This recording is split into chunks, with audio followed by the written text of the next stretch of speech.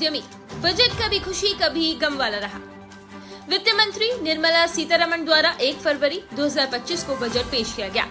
इसी संदर्भ में मेरठ के दिल्ली रोड मोहक्कमपुर स्थित IIA भवन में बजट को सुनने एवं देखने के लिए एक बैठक का आयोजन किया गया, जिसमें विभिन्न उद्यमियों ने हिस्सा लिया। पूरा बजट सुनने के पश्चात कहीं उद्यमियों के चेहरे खिले तो कहीं मुरझाए हुए से नजर आए। इंडियन इंडस्ट्रीज एसोसिएशन मेरठ के अध्यक्ष तनुज गुप्ता से हमारे संवाददाता की विशेष बातचीत हुई, जिसमें वह असंतुष्ट नजर आए। उन्होंने बजट को मिला जुला बताया। अभी थोड़ी देर पहले ही जो है निर्मला सीतारमण भारत की वित्त मंत्री ने बजट पेश करा है।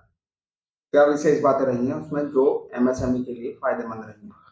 देखिए, MSME के लिए उन्होंने कुछ अनाउंसमेंट करी हैं। एक तो MSME की जो लिमिट्स हैं, MSME का जो टर्नओवर लिमिट्स मानी जाती है डेफिनेशन के लिए, वो उन्होंने दुगनी या ढाई गुनी कर दी हैं। तो इससे थोड़ा फायदा होगा।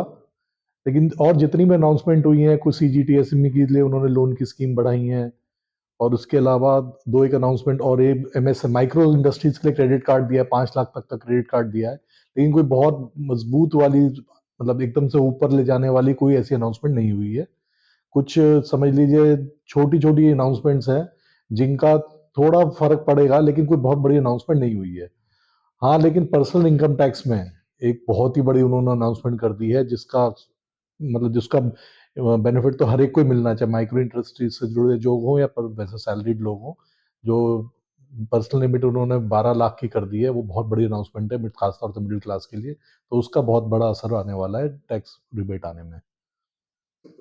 और इसमें कमियां क्या रही हैं? कमियां, हालांकि 1-2 कमियां आपने बताई हैं। जो विशेष कमी कुछ आप ये रह गई है, ऐसा जरूर होना चाहिए था, वो क्या है? देखिए, जो हम सबसे बड़ी उम्मीद कर रहे थे, कुछ GST का रीस्ट्रक्चरिंग की हमारे को बहुत ज़्यादा उम्मीद थी कि GST में जब लागू हुआ था, वन नेशन वन टैक्स की बात की गई थी, और इस समय GST के टैक्स रेट इतने कॉम्प्लिकेटेड हो गए हैं, 6-7 टैक्स रेट हैं इस समय। तो इंडस्ट्री की सबसे बड़ी डिमांड यही थी कि GST को सिंप्लीफाई किया जाए। उस विषय में कोई अनाउंसमेंट नहीं हुई है।